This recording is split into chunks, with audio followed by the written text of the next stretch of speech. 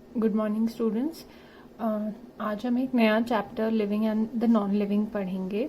इसमें हम mostly we study about the characteristics, मतलब कि जैसे हमारे फ़ोन के फीचर्स होते हैं वैसे ही फीचर्स ऑफ लिविंग ऑर्गेनिजम्स क्या होते हैं वो पढ़ेंगे। एंड ये चैप्टर बायोलॉजी का पार्ट होता है।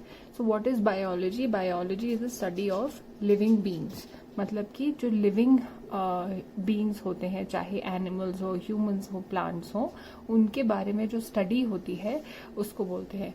Now if you break this word into two, bio and logy, तो इट मीन्स लाइफ स्टडी, मतलब स्टडी ऑफ लाइफ। तो यहाँ पे आपने पहले भी पढ़ा होगा about living things and non living things.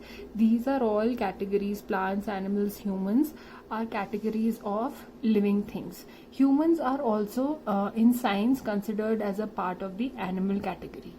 Remember, जब हम आगे चैप्टर पढ़ेंगे तो if I'm telling you something about animals, it may include the same characteristics of human beings also. Non living things वो होते हैं जिनमें लाइफ नहीं होती, जान नहीं होती है। So these are like wood, plastic, और ये सब सारे एग्जाम्पल्स होंगे नॉन लिविंग थिंग्स के। I am sure you have studied about this in your previous class also. सबसे पहले वील स्टडी की सिमिलैरिटीज क्या होती हैं living and non living beings के बीच में, मतलब कि क्या सेम चीजें होती हैं। तो बहुत सारे डिफरेंसेस होते हैं लेकिन सिमिलैरिटीज थोड़ी सी ही है। फर्स्ट सिमिलैरिटी क्या है? It is made up of matter.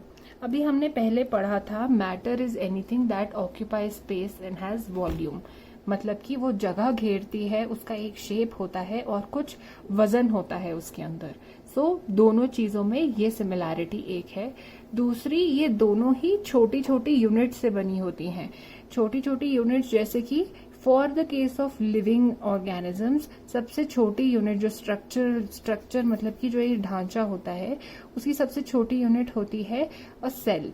And similarly non living things में ये स्मॉलेस्ट स्ट्रक्चरल यूनिट जो होती है वो होती है मॉलिक्यूल्स, जो कि एटम से बना होता है। ये जो दोनों चीजें होती है ये नेकेड आई से, मतलब कि जैसे हम नॉर्मली देखते हैं वैसे हमें दिखेंगी नहीं, क्योंकि ये साइज में बहुत ज्यादा छोटी होती है। तो इनको देखने के लिए ऐसे एक माइक्रोस्कोप नाम की इंस्ट्रूमेंट का यूज किया जाता है। इधर एक स्लाइड रखी जाती है एंड विद दिस माइक्रोस्कोप वो बहुत ज्यादा जूम इन हो जाता है, जिसकी वजह से हम ये स्मॉल यूनिट्स देख पाते हैं। Now next part of the chapter is difference between living and non living, मतलब क्या अंतर है लिविंग और नॉन लिविंग ऑर्गेनिजम्स में। तो they differ in many things, बहुत सारी चीजें होती हैं जिनमें की जिसकी वजह से कि ये डिफरेंस होता है। दैट कैन बी ग्रोथ मतलब कि जैसे बढ़ते हैं हम, एज के साथ बढ़ते हैं plants, animals and human beings, उनका न्यूट्रिशन, खाना, मूवमेंट एंड एक्सक्रीशन, मतलब कि जो भी बॉडी से वेस्ट निकलता है, इन सब चीजों में living beings and non living beings differ करते हैं। तो non living beings do not exhibit these characters, मतलब कि जो नॉन लिविंग बींग्स होते हैं ये जो कैरेक्टरिस्टिक्स हैं, इसके अलावा और भी बहुत सारे हम पढ़ेंगे इस चैप्टर में, ये नॉन लिविंग बींग्स के अंदर शो नहीं करते हैं। एग्जिबिट मतलब शो करना।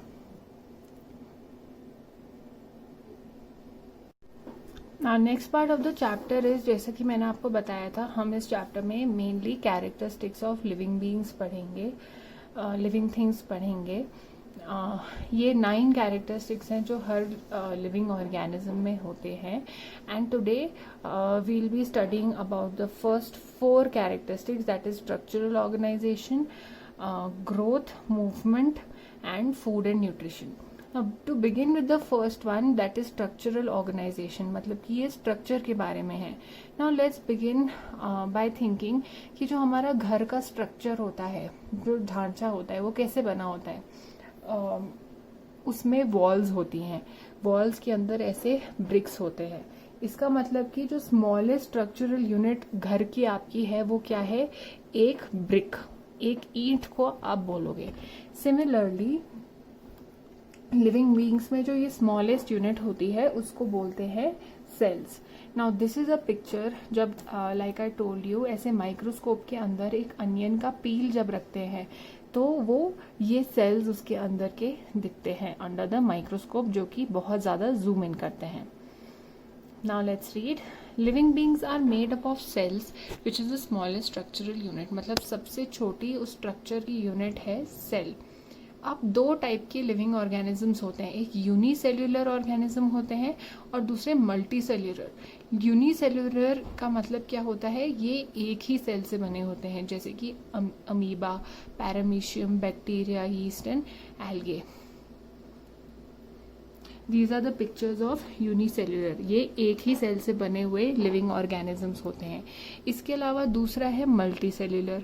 इनमें दो या दो से ज़्यादा सेल्स होते हैं, जैसे कि हम ह्यूमन बींग्स, प्लांट्स, एनिमल्स, ये सारे हम लोग मल्टी सेल्यूलर ऑर्गेनिज्म में आते हैं. जितना बड़ा साइज में ऑर्गेनिज्म होगा उसमें उतने ही ज़्यादा सेल्स होंगे. दैट मीन्स जो ये यूनिसेल्यूलर ऑर्गेनिज्म है, अगर वो एक ही सेल के बने हैं तो वो बहुत छोटे साइज में होते हैं और उनको ऐसे माइक्रोस्कोप के अंडर देखना पड़ता है. Next characteristic of living things है ग्रोथ. नाउ ग्रोथ कब होता है, सबसे छोटी यूनिट हमने पढ़ा एक सेल होता है. जब ये सेल डिवाइड होके नंबर में बढ़ता है तो साइज भी बढ़ने लग जाता है, एंड दैट इज व्हेन जिसकी वजह से ग्रोथ होता है. नाउ वी नो कि ह्यूमन बींग्स में ऐसे ग्रोथ आती है, एक टाइम के बाद वो रुक जाती है. हम लोग साइज में नहीं बढ़ते हैं. There is other kind of development, और तरीकों की डेवलपमेंट हमारे बॉडी में होती है. Similarly for animals also, but in the case of plants जब तक वो जिंदा हैं तब तक वो ग्रो करते रहते हैं. In case of non living things ये ग्रो नहीं करते हैं. ये अगर हम इनमें और ऐड करते जाएं तब ये साइज में ग्रो करेंगे. फॉर एग्जाम्पल हम कॉइन्स को ऐसे स्टैक करते हैं तो ये अपने आप नहीं होता है, ये हम अगर करेंगे तभी होगा. So non living things are not capable of growing. Let's read. Increase in size and volume of the body, मतलब कि बॉडी का साइज या फिर वॉल्यूम, जो वो स्पेस ऑक्यूपाई कर रहा है और जो वेट उसमें अगर बढ़ता है उसको ग्रोथ बोलते हैं. It is a result of internal division of cells. Like I told you, एक सेल से डिवाइड होके और ज़्यादा नंबर में सेल्स बढ़ जाते हैं, इसकी वजह से ग्रोथ होता है. Increase in size occurs when cells present in an organism divide and their number increases. ये मैंने अभी अभी आपको बताया. यूनिसेल्यूलर ऑर्गेनिजम्स वो है, हमने पढ़ा था, जो एक ही सेल के बने होते हैं. तो यहाँ पे डिवीजन ऑफ सेल्स या सेल्स ज़्यादा नंबर में नहीं बढ़ेगा. तो इनका ग्रोथ कैसे होता है, जो एक सेल है, जो सिंगल सेल है, वो ही साइज में बड़ा होता रहता है और वो ऑर्गेनिज्म डेवलप होता है और मैच्योर होता है. मैच्योर का मतलब है कि फुल्ली डेवलप हो पाता है physically. Now animals which includes humans also, इसके बारे में ही मैंने आपको पहले बोला था. They stop growing after some time. कुछ टाइम के बाद वो ग्रो करना बंद कर देते हैं. तो इसके बाद जो वो साइज में बड़ा होना, जैसे हम भी देखते हैं, एक टाइम तक हमारी हाइट बढ़ती है और उसके बाद वो रुक जाती है, लेकिन उसके बाद भी हमारी बॉडी में अलग टाइप की ग्रोथ होती है. किस फॉर्म में, जब हमारी बॉडी डेवलप होती है या मेच्योर होती है, मतलब फिजिकली हमारे को बॉडी में चेंजेस दिखने लग जाते हैं. इन the case of plants they keep growing through out their life. जब तक वो जिंदा है तब तक वो ग्रो होते रहते हैं, प्लांट्स जो होते हैं. एंड नॉन लिविंग थिंग वो साइज में ग्रो नहीं करते हैं. उनका साइज तभी बढ़ सकता है कि अगर हम बाहर से कुछ ऐड करें.